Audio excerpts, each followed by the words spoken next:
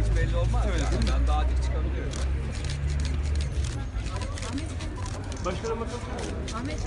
Evet. Merhaba Cem. Merhaba. Telefonu. Diğerleri de şuraya gidecekler. Evet, video evet. Bir video alıyoruz değil mi? O mantıklı.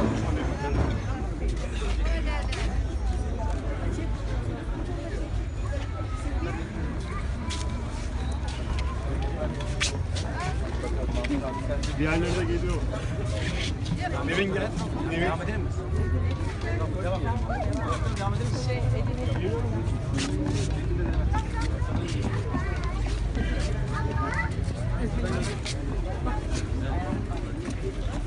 Gel bakalım sen. Sen.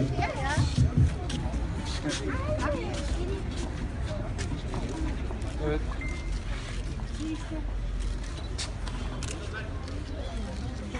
Veteran! Astur!